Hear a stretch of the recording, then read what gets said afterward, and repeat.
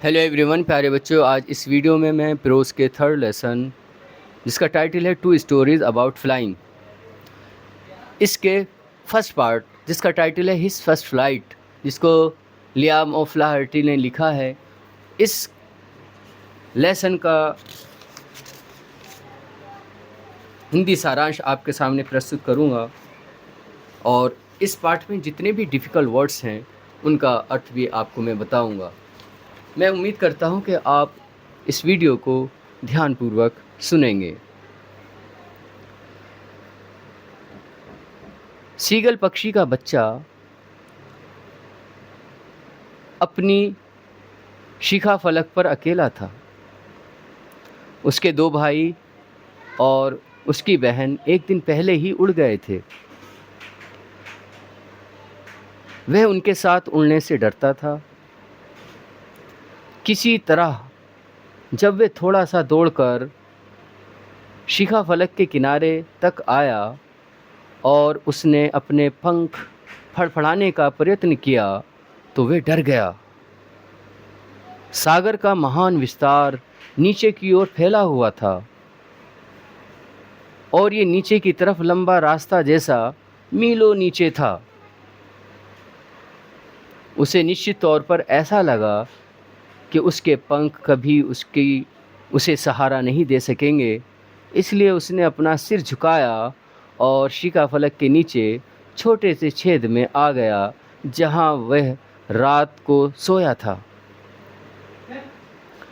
यहाँ तक कि जब उसके दोनों भाइयों और उसकी बहन ने, जिनके पंख उसके पंखों से छोटे थे, किनारे पर दौड़े, अपने पंख फड़फड़ाए और उड़ गए, तो भी वह उस साहसिक कदम को उठाने की हिम्मत नहीं जुटा पाया जो उसे बहुत अधिक निराशाजनक लगता था। उसके माता पिता उसके पास आ गए थे और उसे चीख चीख कर पुकार रहे थे, उसे डांट रहे थे, उसे भूखा रहने की धमकी दे रहे थे, उसे भूखा रखने की धमकी दे रहे थे। अगर वह नहीं उड़ेगा तो भूखा रहेगा। मगर वह किसी भी हालत में हिल नहीं सका। ऐसा 24 घंटे पहले हुआ था। तब उसके पास कोई नहीं आया था। उससे पहले दिन सारा दिन उसने अपने माता पिता को उसके भाइयों बहनों के साथ उड़ते हुए और उन्हें उड़ने की कला में पारंगत करते हुए तथा ये सिखाते हुए ध्यानपूर्वक देखा था कि कैसे लहरों को हल्के से छूना है और मछलियों के लिए डुबकी लगानी है।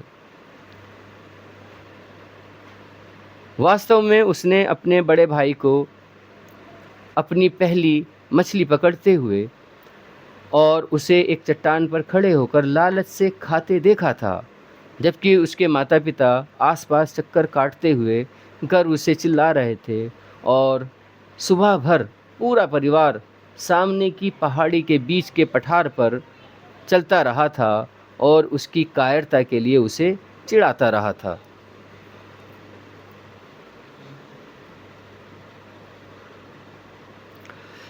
अब सूर्य आकाश में चढ़ रहा था और उसके शिखा फलक को तेज़ रोशनी से चमका रहा था, जो कि दक्षिण की तरफ था। उसे गर्मी महसूस हुई क्योंकि उसने पिछली रात से कुछ नहीं खाया था। वह धीरे धीरे शिखा फलक के किनारे तक आ गया और एक टांग पर खड़े होकर तथा दूसरी टांग को अपने पंख के नीचे छिपाकर उसने सोए हुए होने का ढोंग किया। फिर भी उन्होंने उसकी तरफ कोई ध्यान नहीं दिया। उसने अपने भाइयों और बहन को पठार पर लेटे हुए तथा अपने सिर को अपनी गर्दन में छिपाकर ऊँघते हुए देखा। उसका पिता अपनी सफ़ेद कमर के ऊपर वाले पंखों को साफ कर रहा था। केवल उसकी माता ही उसकी ओर देख रही थी। वह पठार के ऊपर एक छोटे से टीले पर खड़ी थी और उसकी सफ़ेद छाती आगे को बढ़ी हुई थी। थोड़ी थोड़ी देर बाद वह उस मछली के एक छोटे से मछली के टुकड़े को उसके कदमों के पास था उसे नोचकर खाती थी और फिर वह अपनी चोंच के दोनों सिरों को बारी-बारी से चट्टान पर रगड़ती थी। भोजन को देखकर वह पागल हो उठा। उसे उससे नोच-नोच कर भोजन खाना और अपनी चोंच को तेज़ करने के लिए उसे पत्थर पर रगड़ना उसे बहुत अच्छा लगता था।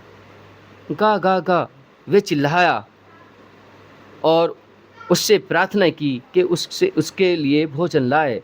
गा कोल आ, वे निंदाजनक ढंग से वापस चिल्लाई, मगर वह उदासी से चिल्लाता रहा और लगभग 1 मिनट बाद उसने प्रसन्नता से चीख मारी।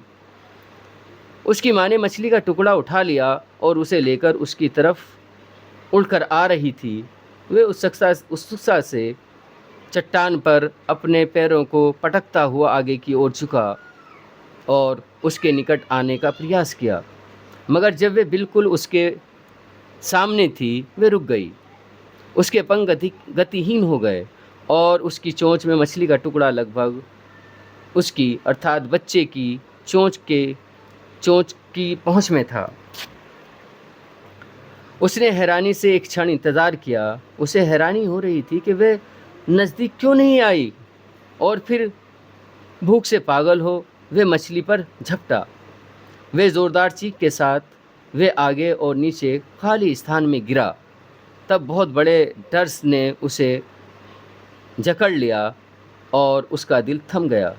वह कुछ नहीं सुन सका था, मगर ऐसा केवल 1 मिनट के लिए हुआ।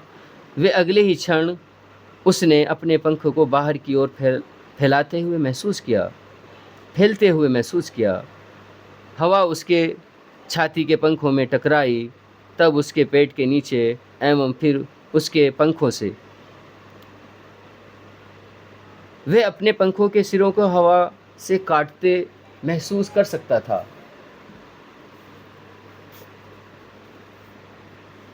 अब एकदम सीधा नहीं गिर रहा था। वह धीरे-धीरे नीचे बाहर की ओर उड़ रहा था। अब वह भयभीत नहीं था।